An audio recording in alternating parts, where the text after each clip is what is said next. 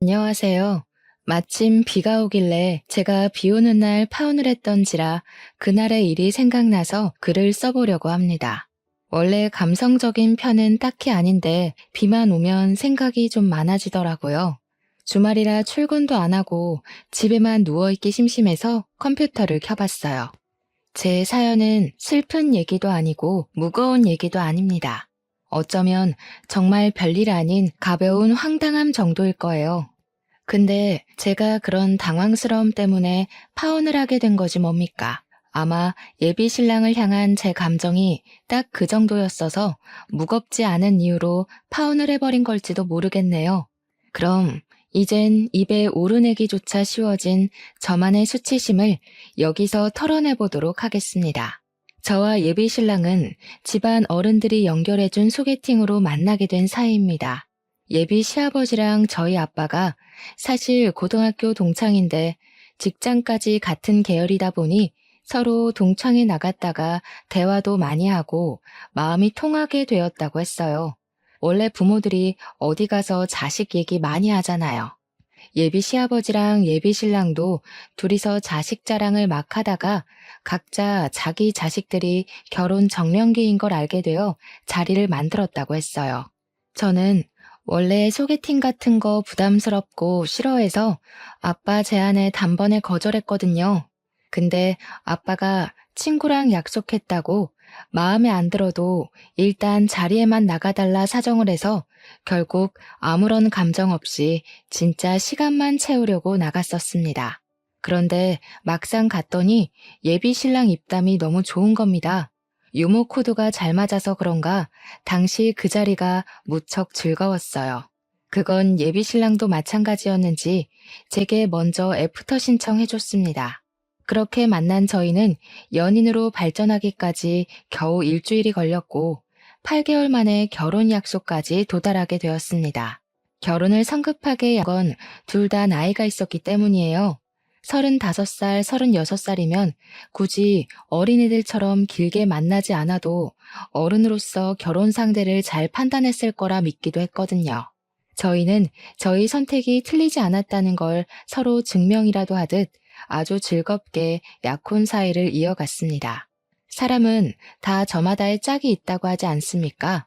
예비 신랑과 만나면서 저는 그 운명적인 멘트를 믿었고 예비 신랑이 바로 평생의 짝이라고 느꼈을 정도로 잘 맞았어요. 결혼은 올해를 보내고 내년 말로 하자고 서로 얘기를 나눴습니다. 무슨 결혼식장 예약이 그렇게 많은 건지 여러 식장에 전화를 돌려봤지만 11월이 그나마 빠른 날짜더라고요. 그래도 좋은 게 좋은 거니 저희는 양가 집안 인사를 드리기도 전에 우선 식장부터 잡았어요. 어차피 저희 둘을 이어준 양가 집안에서는 이미 경사가 나 있었거든요. 아빠도 저더러 다 아빠 덕이니까 정장 한턱 쏘라면서 장난을 치기도 했습니다. 그런데 정말 제가 예비 신랑을 만날 수 있었던 행운은 아빠 덕이 맞기 때문에 진짜 정장 한 벌 해줄 생각이었어요. 엄마랑 같이 말이죠. 그만큼 저와 예비 신랑은 어딜 가든 축복받지 않는 곳이 없었고 이미 우리는 부부나 다름없는 삶을 살고 있었습니다.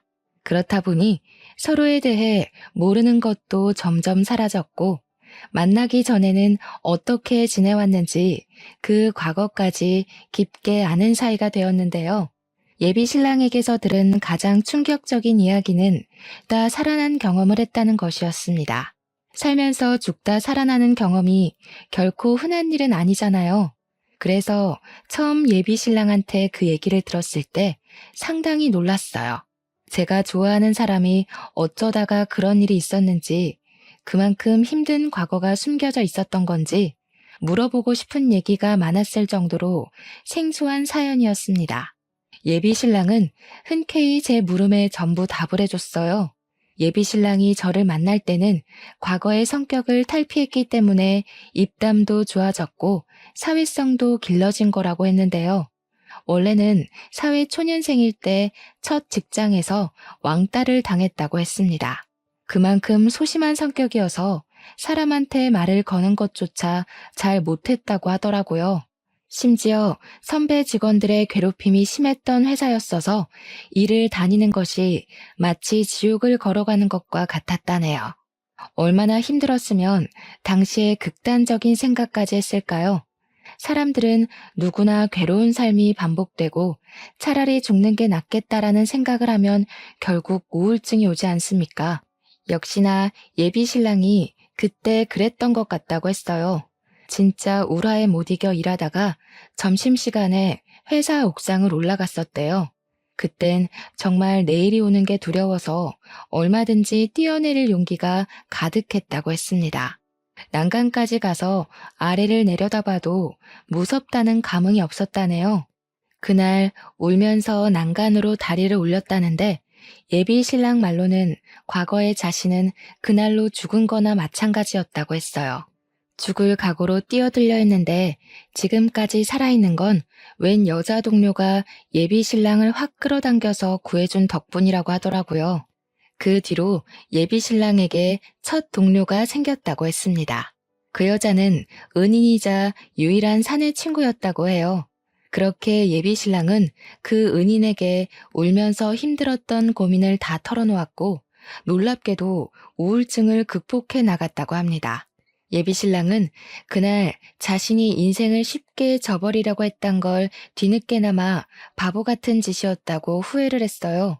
그리곤 자신에게 두 번째 삶을 준 거나 마찬가지인 은인에게 목숨을 빚진 느낌으로 살고 있다고 했습니다.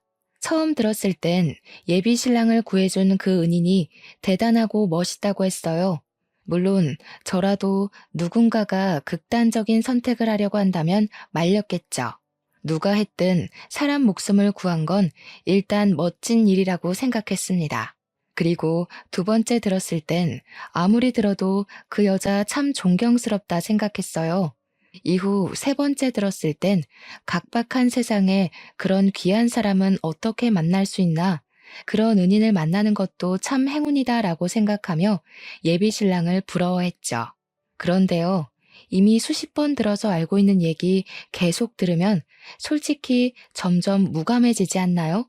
아무리 감동적인 경험이었다고 해도 한 번 얘기했으면 그 다음부터는 제가 필요에 의해서 알아서 떠올리고 감격할 텐데 남편은 어느 순간부터 시도 때도 없이 그 은인 얘기를 하기 시작했습니다. 제가 묻기 전에는 함부로 말할 사연이 아닌 것처럼 은인 사연을 꽁꽁 마음에 담아두고만 있더니 제가 한 번 언급하니까 그때부턴 가족보다 더 자주 언급하더라고요. 심지어 본지 오래된 사이도 아니었고 자주 만나는 것 같았습니다. 저랑 결혼 약속까지 하며 길게 만나오면서 한 번도 예비 신랑한테 여자 만난다는 말은 딱히 들은 적이 없거든요. 솔직히 내 신랑 될 사람이 자꾸 딴 여자 얘기하면서 칭찬하고 자랑하는데 어느 예비 신부가 기분이 좋겠습니까? 한두 번도 아니니 말이죠. 근데 이런 질투는 하는 게 아니라고 생각을 해서 참았어요. 그 여자가 예비 신랑 생명을 구해준 은인이라잖아요. 사적인 감정이 있다는 것도 아니고 그저 은인이라서 친구처럼 소중하다는 건데 이걸 이해 못 해주면 제가 째째한 사람이 되는 것 같아서 차마 기색을 못 드러냈어요. 예비 신랑이랑 저는 정말 찰떡궁합 관계인데 알지도 못하는 여자 때문에 그 사이를 망치고 싶지 않았거든요. 그래서 내버려뒀더니 예비 신랑은 점점 제가 편한가 봐요. 저랑 있다가도 그 은인 전화가 오면 바로 자리를 떠서는 그 여자와 하하호호 큰 소리로 통화를 하고 돌아오더라고요. 제 말까지 끊고 간다니까요. 도통 이해해 주려고 해도 질투를 넘어 서운하기까지 하는데 이걸 이렇게 참는 게 맞을까? 그때부터 남모를 고민을 무척 했어요. 예비 신랑한테 적당히 하라고 눈치도 준 적 있었습니다. 은인인 건 알겠는데 뭐 그런 사소한 얘기까지 나눌 정도로 친해? 자기 통 그 사람이랑만 전화하는 것 같다? 그렇게 자주 만나면 없던 마음도 생기겠어. 그래 보여? 우리가 좀 친하긴 해. 나는 무슨 고민 생길 때마다 수영이 찾잖아. 수영이가 고민 상담을 진짜 잘해주거든. 내가 무슨 복이 있어서 이런 친구가 다 생겼나 몰라? 다른 친구는 다 잃어도 수영이랑은 평생 인연 이어갈 거야. 저렇게 좋은 친구라고 떵떵거리는데 제게 아무리 눈치를 줘봤자 자랑만 더하지 저만 피마르는 기분이라 그마저도 그만뒀습니다. 그렇게 저 혼자 관계를 망치지 않으려고 신경을 많이 쓰며 시간을 보냈어요. 근데 있잖아요. 그래도 우리 1주년을 잊어버리는 건 좀 아니지 않나요? 물론 기념일을 안 챙기는 사람들 있지 않냐고 할 수도 있겠죠. 하지만 발렌타인데이, 화이트데이, 100일 기념에 우리 부모님 생신까지 다 기록해서 챙기는 양반이 1주년을 모른다는 게 이해 가시나요? 기념일을 잊어버릴 사람이 아닌 걸 알기 때문에 변한 것 같은 예비 신랑한테 서운함을 느낀 거예요. 저는 1주년이라서 전날부터 들떠 있었고 미리 사놨던 예비 신랑 선물을 다시 점검하기까지 했습니다. 예비 신랑한테 연락이 안 오길래 혹시 또 무슨 이벤트로 나를 깜짝 놀라게 해주려고 그러나 싶어서 저도 연락을 안 하고 기다려줬어요. 그런데 막상 당일인 1주년에도 점심시간이 넘어가는데 깜깜무소식이더라고요. 진이 빠진 제가 결국 먼저 예비 신랑한테 전화를 했더니 아주 기막힌 사실을 알았지 뭡니까. 아, 오빠 여자친구분이시구나. 오빠 저랑 점심 먹고 있어요. 방금 화장실 갔는데 나오면 전화하라고 할게요. 저는 오빠랑 아무 사이 아니고요. 옛날에 제가 오빠를 한번 살려준 적 있는 은인이라고 할까나. 별 사이는 아니니까 혹시라도 오빠 다그치지 마세요. 그 순간 저는 아무 말도 못하고 전화를 바로 끊어버렸습니다. 은인 어쩌고 저쩌고 하는 거 보니까 분명 예비 신랑이 말했던 그 은인 같았어요. 우리 1주년에 예비 신랑이 은인이랑 같이 식사를 하고 있다는 것도 화가 나는 상황이잖아요. 그런데 제가 더 열이 났던 건 뭔 줄 아시나요? 제가 둘을 두고 어떤 사이라고 오해한 적도 없는데 자기가 뭐라고 제 신랑한테 마치 뭐라도 되는 것 마냥 우리 오빠 혼내지 마세요. 이러는 게 어이없다는 겁니다. 꼭 둘이 무슨 사이 같잖아요. 저 두고 딴 여자랑 바람 피는 것 같지 않습니까? 이번만큼은 제가 예비 신랑의 연인으로서 지적할 수 있는 부분이니 예비 신랑에게 한 소리 해야겠다 생각했습니다. 저녁에 예비 신랑과 연락이 닿은 저는 예비 신랑을 우리 집으로 불러서 여태까지 쌓아놓은 서운함을 모조리 표출했어요. 조금 티를 낸다는 게 저도 모르게 질투가 나서 감정이 격해졌던 걸로 합니다. 우리의 1주년을 잊는 건 100번 양보해서 그럴 수 있었다 쳐. 근데 왜 하필 그날에 그 여자를 만나고 있을 수 있어? 왜 그 여자가 자기 전화 함부로 받는 건데? 서로 전화까지 받아줄 만큼 가까운 사이였던 거야? 그 여자는 뭔데 나한테 자기 혼내지 말라고 부탁해? 너무 화가 나서 저도 제가 예비 신랑 은인을 그 여자라고 칭하고 있는 줄 몰랐습니다. 예비 신랑이 저더러 그 여자라고 하지 말라길래 알아챘어요. 근데 지금 상황에서 고작 그런 호칭이 중요한 건가요? 제 감정에 대해 예비 신랑한테서 돌아온 답변은 아주 허무하기 짝이 없었습니다. 네 기분 알겠는데 그 여자라고 하는 건 나에 대한 예의가 아니지. 나한테는 걔가 부모님 다음으로 소중한 사람이야. 나한테 소중한 사람은 너한테도 소중한 사람이어야 되고 그 동생 아니었으면 나 자기랑 결혼 못했어. 1주년 못 챙긴 건 미안해. 나는 이제 우리가 결혼 약속을 해서 연인 기념일은 안 챙겨도 될 줄 알았지.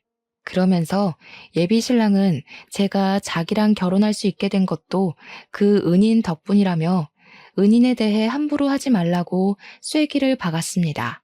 참 개떡 같은 상황이라고 생각했어요.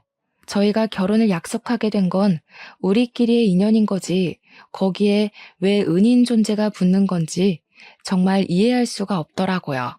심지어 1주년인 줄 알고 있었다면서 제겐 이제부터 기념일 안 챙길 거란 의논 한마디도 없이 그 은인이랑 놀러 가지 않았습니까? 저는 아무리 봐도 예비 신랑 태도가 잘못되었다고 보는데 예비 신랑은 저를 은인한테도 질투하는 시기쟁이로 보는 것 같더라고요.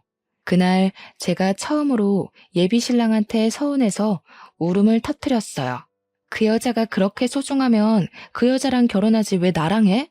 모르는 사람들이 보면 자기랑 그 여자가 예비 부부인 줄 알겠다. 그렇게 그 여자가 좋으면 가.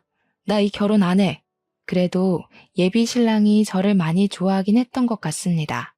제가 결혼 무르겠다고 하니까 냅다 잘못했다고 빌더라고요. 저한테 알았다고 앞으로는 기념일엔 저만 만나주겠다고 달래는 거 아니겠어요? 이마저도 예비 신랑이 근본적인 원인은 전혀 모르고 있는 것 같아서 한숨이 나왔습니다. 본 적은 없지만 그래도 한때 잠깐 그 은인을 존경했었습니다. 그런데 1주년 이후로 완전 싫어졌어요. 예비 신랑이 너무 은인을 신뢰하는 것도 마음에 안 들었고 그 은인도 예비 신랑을 특별하게 생각하고 있는 것 같아서 어딘가 모르게 찜찜했죠. 그래서 한 번은 은인 낯짝을 좀 보고 싶었어요. 혹시나 예비 신랑이 은인이란 걸 핑계로 엄청 예쁜 여자랑 눈이 맞아서 바람 피는 건 아닌가 그렇게까지 의심이 뻗더라고요. 아마 제 상황이었다면 어느 예비 신부나 그런 의심을 했을 거라 생각합니다. 그래서 저는 예비 신랑한테 은근슬쩍 그 은인을 보고 싶다고 찔러봤어요. 그 동생 만날 때 나도 데려가줘. 명백히 내 사람 살려준 셈인데 나도 고맙다는 인사는 하고 싶어서 밥이라도 사주게. 정말? 역시 자기는 마음이 넓어. 그렇게 생각해줘서 너무 고마워. 내 동생도 좋아하겠다. 진작에 이렇게 나왔으면 벌써 만나서 친해졌지. 난 또 자기가 속 좁게 이런 사이도 이해 못해주는 사람인 줄 알고 고민 많이 했잖아. 예비 신랑은 진짜 은인 때문에 자기 나름대로 저와의 결혼을 아주 살짝 고민하긴 했던 것 같습니다. 그 말이 또 서운했지만 의외로 은인 같이 보자는 제 말에 예비 신랑이 너무 좋아해 주길래 바람을 피는 건 아닌 것 같아서 좀 어리둥절했어요. 그럼 진짜 은인이라는 이유만으로 그렇게 가까이 지냈던 걸까요? 예비 신랑 반응이 너무 순수해서 갑자기 제가 정말 의부증이라도 온 여자처럼 오버했다고 느껴진 거 있죠. 어쨌든 이왕 이렇게 돼버린 거 은인에 대한 궁금증은 여전히 풀리지 않아서 결국 은인과 날짜를 잡게 되었고 저는 예비 신랑이 그렇게 자랑하던 은인을 처음 대면하게 되었습니다. 제가 상상했던 예쁘장한 미모의 여성일 거란 예측과 달리 은희는 대학 시절 씨름을 했을 정도로 체격이 좋은 듬직한 여자였어요. 목소리는 천상 여자인데 키가 175cm 정도 되어 보였고 보디빌딩 준비하냐고 물어볼 뻔했을 만큼 몸은 우락부락했습니다. 제 예비 신랑도 한 체격 하는데 그런 예비 신랑이랑 체격이 전혀 차이가 안 날 정도로 남자 같은 몸을 가지고 있는 여자였어요. 그래서 첫인상만 보고 속으로 100만 번 안심했습니다. 예비 신랑 이상형이 마르고 아담하고 여리여리한 여자라는 걸 알기 때문에 그런 이상형과 상극인 여자랑 바람 피울 가능성이 적다고 봤거든요. 그런데 말이에요. 희한하게 같이 식사를 할수록 그 은인이 저한테 묘한 신경전을 벌이려는 게 느껴지더라고요.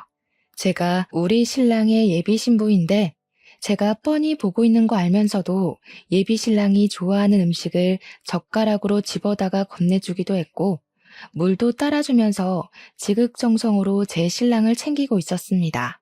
그러면서 일부러 저를 이상한 사람 만들고 싶었던 건지 웃는 것 같지도 않은 웃는 얼굴로 슬쩍 찔러보는 거 있죠?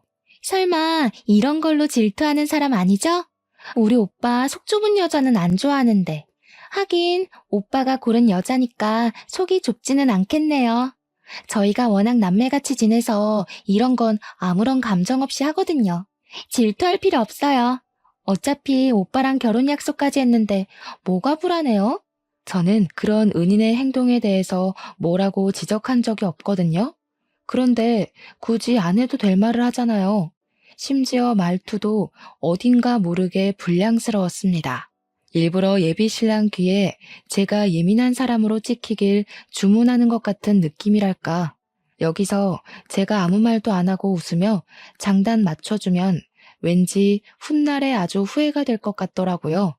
또 저 은인이 저를 만만하게 볼 것 같기도 했고요. 그래서 저도 안 참고 한마디 덧붙여 말했습니다. 그럴 리가요. 딱 보니까 남매 사이 같은데요. 또 다르게 보면 형제 사이 같기도 하고요. 장난.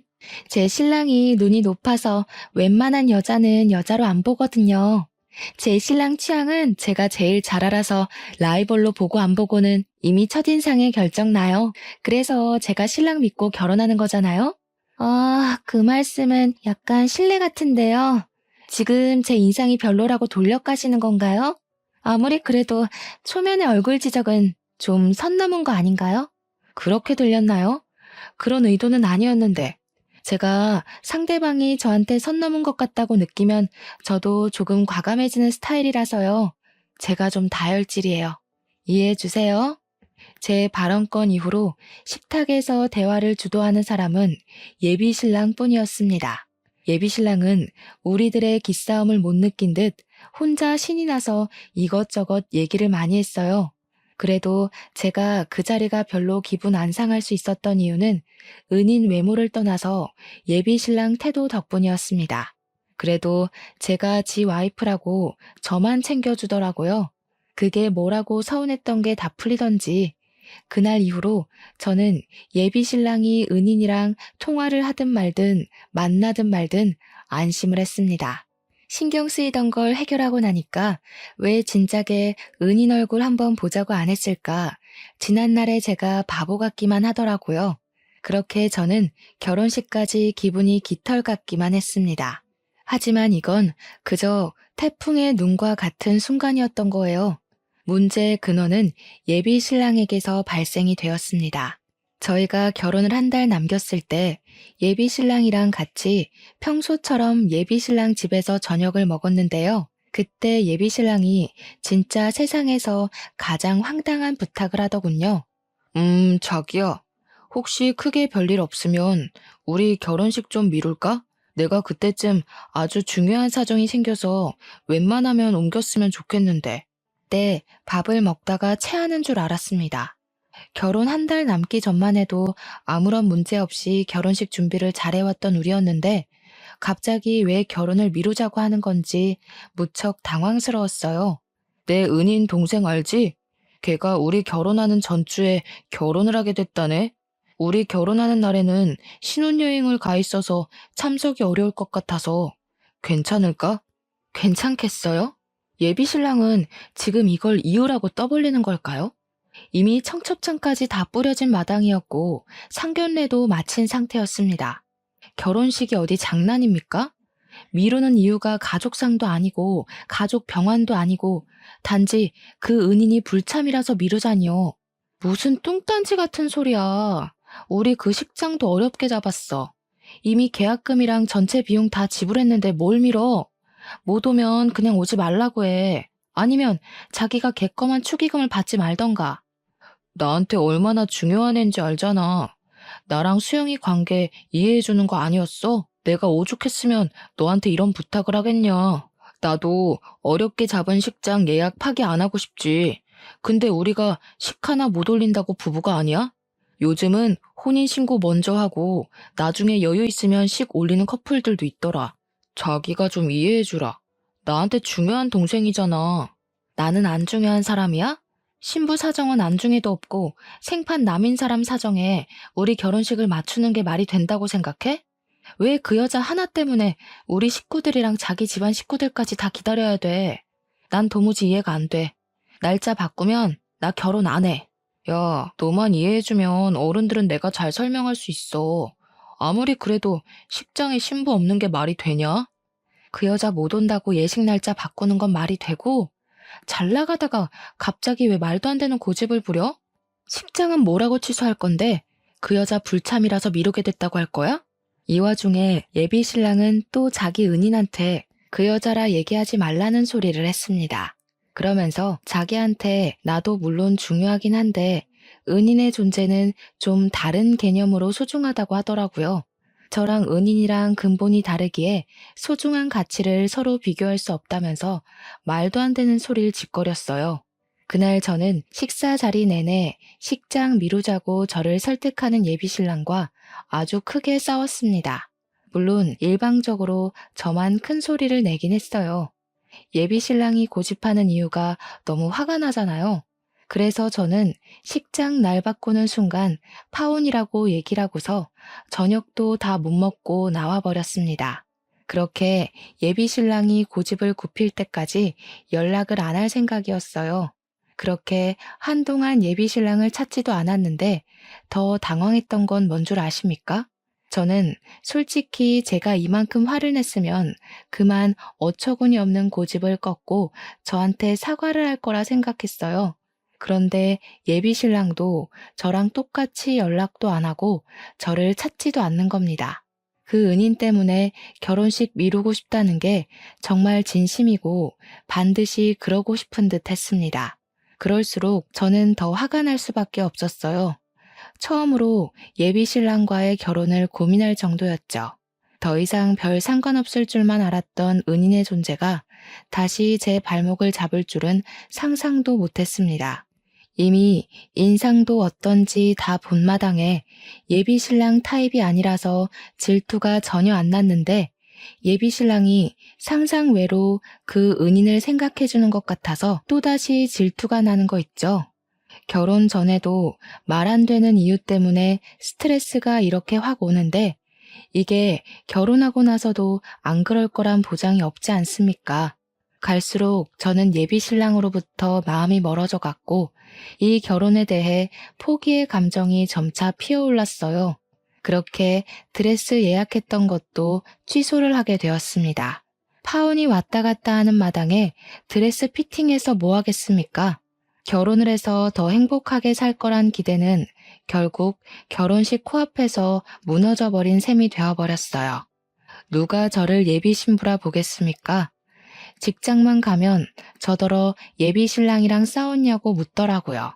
싸운 이유마저 너무 쪽팔려서 누구한테 털어놓지도 못하고 그냥 혼자 삭힐 수밖에 없었어요. 그렇게 며칠간 우울로 시간을 보내고 있을 때였습니다. 제 번호를 어떻게 알았는지 그 은인한테 전화가 온 거 아니겠습니까? 예비 신랑에 대해 얘기할 게 있다면서 만나자는 연락이었어요. 제가 왜 예비 신랑 은인이랑 단둘이 만나야 하는지 이해 안 되었어요. 이 상황에서는 굳이 더 불필요하지 않나 생각이 들었죠. 하지만 그땐 그냥 한 번 더 만나보고 싶었습니다. 제가 못 봤던 예비 신랑과 그 여자의 내막을 더 파악할 수 있을까 싶기도 했고, 둘만 있을 땐 그 여자가 어떤 태도로 나올지도 궁금했거든요. 그래서 만나러 갔더니 예비 신랑뿐만이 아니라 인연까지 쌍으로 엿먹일 작정인가 보더라고요. 그쪽이랑 오빠랑 한동안 안 만났다는 거 알아요. 그동안 제가 오빠 옆에 있으면서 매일 위로해줬거든요. 오빠가 참 좋은 사람인데 많이 울었어요. 그쪽이 혼자서 마음 편하게 쉬는 동안 오빠가 얼마나 힘들어했는지 알아요? 그래서요? 그쪽도 곧 결혼한다면서 남의 신랑이랑 매일 같이 있었던 게 뭐 자랑이라고 사람까지 불러서 얘기를 해요. 저한테 뭐라도 자랑하려고 나온 거면 그 뒤로 제가 어떻게 나올지도 감당하셔야 될 거예요. 은희는 제 말에 전혀 타격을 입지 않은 얼굴이었습니다. 그저 비장하게 제 앞으로 초음파 사진 하나를 건넸어요. 저는 그걸 손대지 않고 눈으로만 보면서 머릿속으로 이미 상황 파악을 끝내버렸죠. 이 여자가 저한테 자기랑 결혼할 배우자랑 만든 아이라고 그 임신을 자랑하려고 부른 건 아닐 거잖아요. 딱 보니까 이 여자가 저를 부른 이유가 뭔지 여자 말을 듣기도 전에 이미 알겠더군요.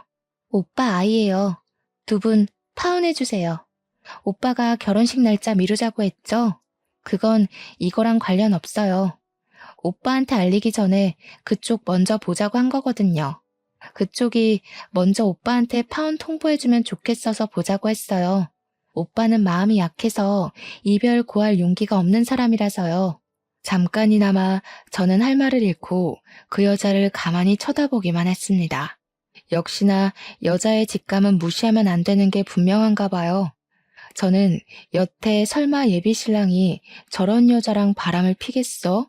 라고 생각했습니다. 예비 신랑은 항상 그 여자를 딱 은인으로만 대했고 저를 그 여자 앞에서 자랑까지 했었거든요. 자기 신부 예쁘지 않냐고 말이죠.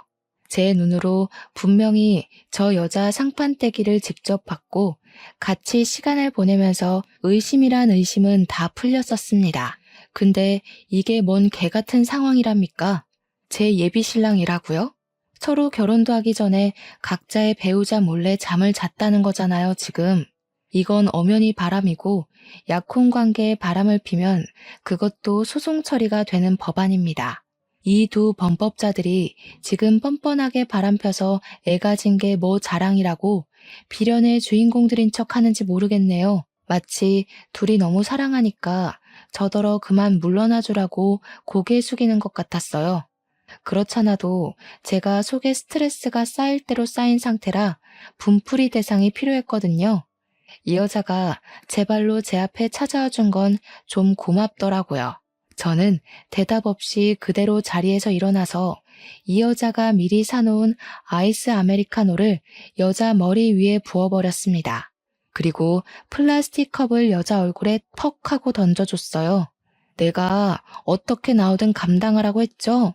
맞을 거 알고 나 부른 것 같은데 안 맞고 그냥 갔으면 얼마나 아쉬웠겠어? 지금 둘이서 불쌍한 주인공 놀이 해야 되는데, 그쵸? 처음부터 이런 사이라고 말해줬으면 내가 시간 낭비 안 했을 거 아니에요. 아니다. 결혼 전에 니들 쓰레기라고 공표해줘서 고맙다고 해야 되나?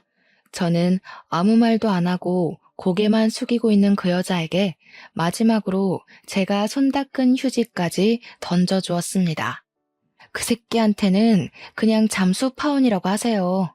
겨우 그 정도밖에 안 되는 놈한테 굳이 입 아프게 이별 예의까지 차리고 싶진 않네요.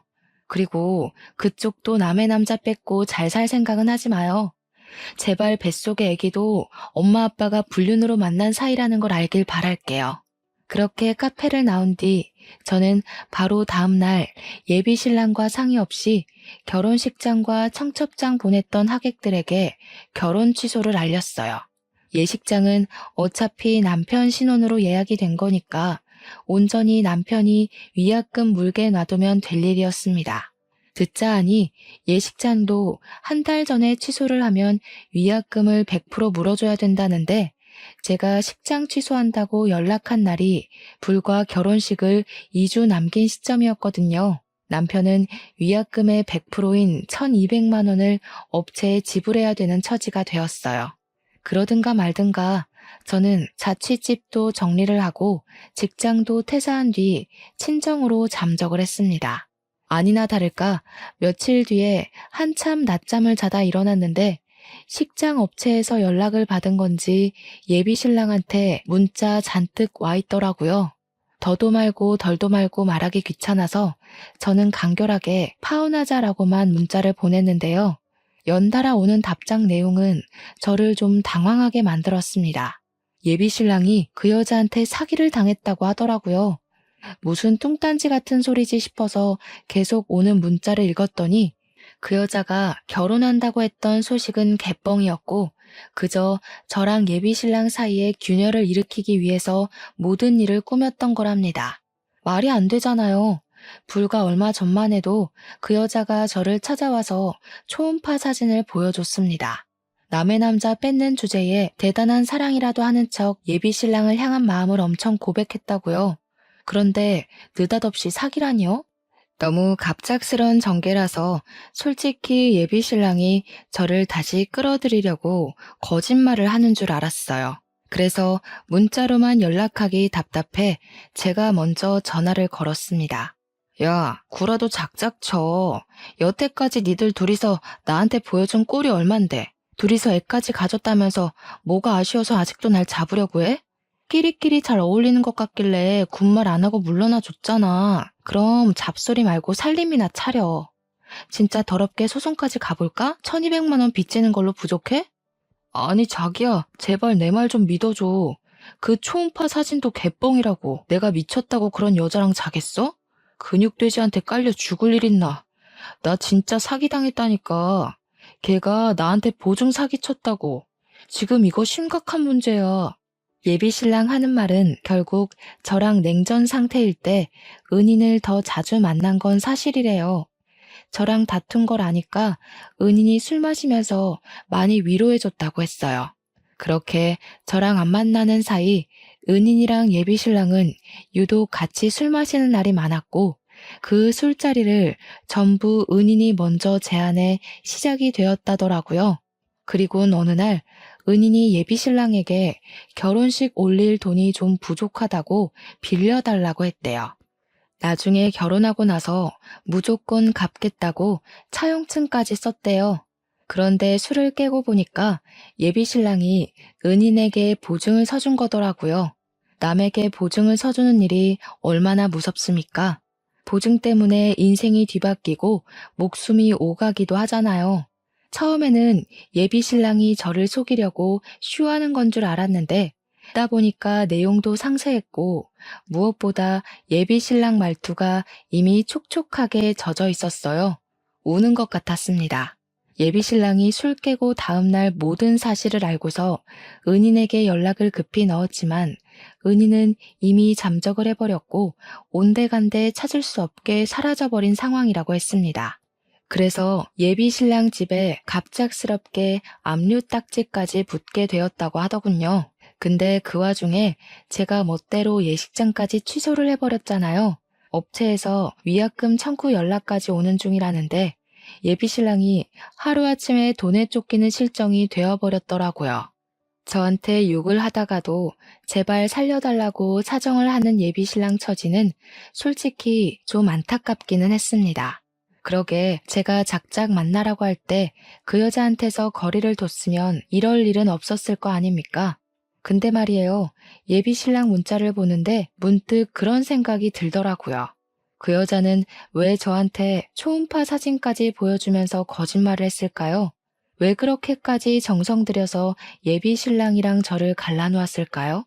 그 여자가 예비신랑이 개인적으로 탐나서 나한테서 뺏기 위해 거짓말을 한 거라면 제가 없는 틈을 타 예비신랑 곁을 차지했어야 하는 거잖아요.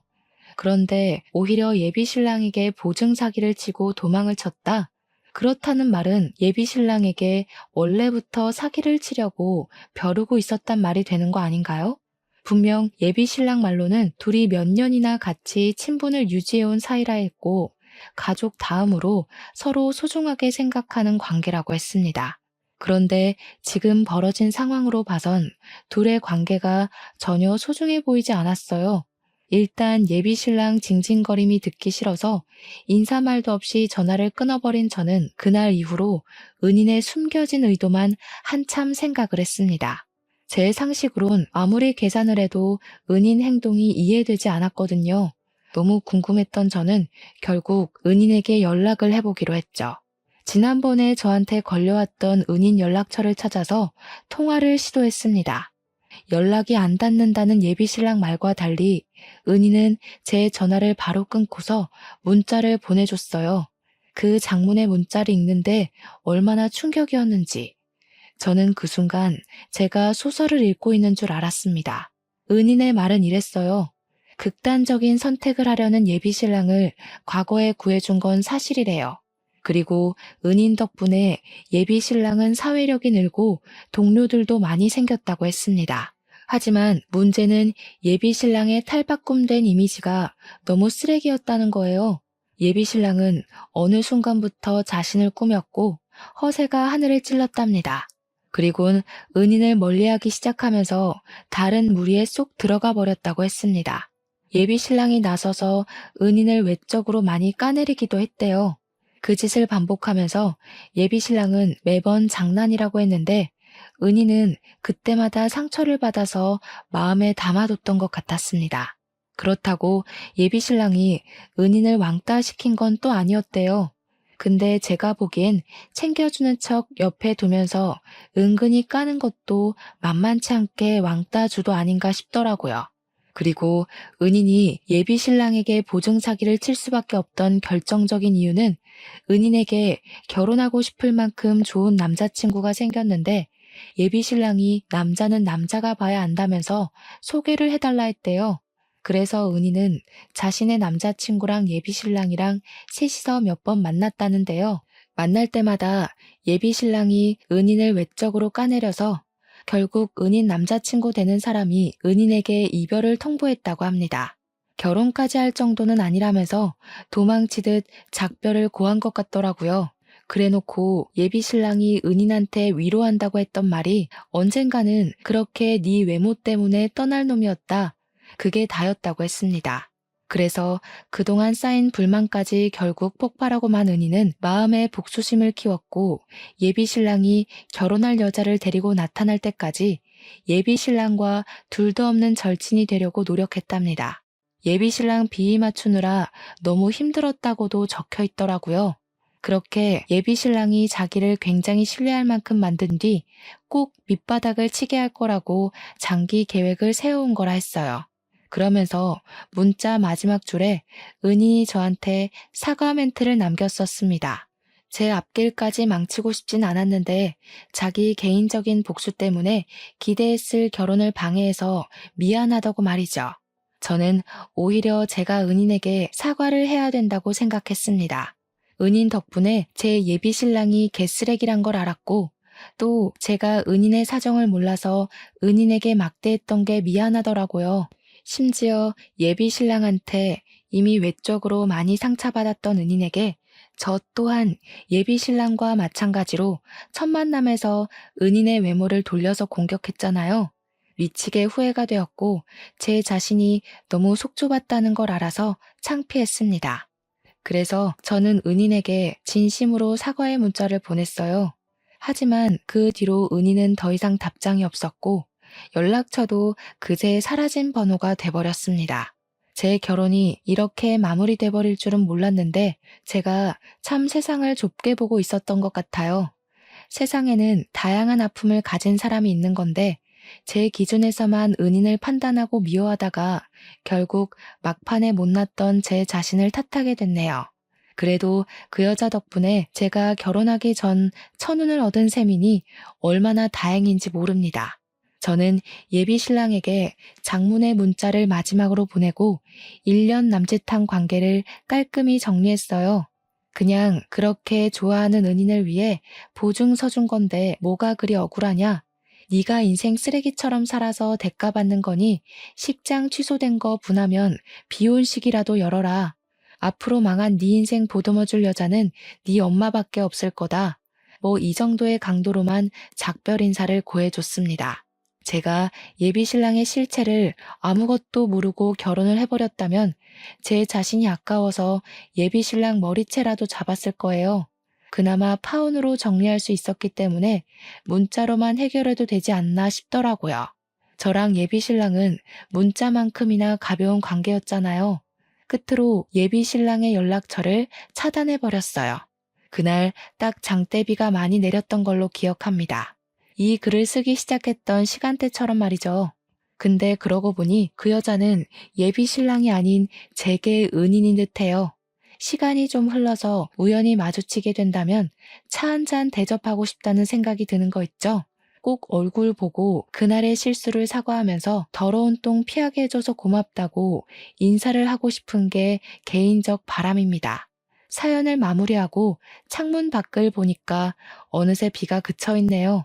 한동안은 파혼 때문에 비 오는 날이 극도로 싫었는데 요즘은 옛날 생각도 나고 젊었을 때 받았던 고충들이 떠오르면서 그땐 참 별것 아닌 걸로 힘들어했다 하며 추억에 잠기곤 해요.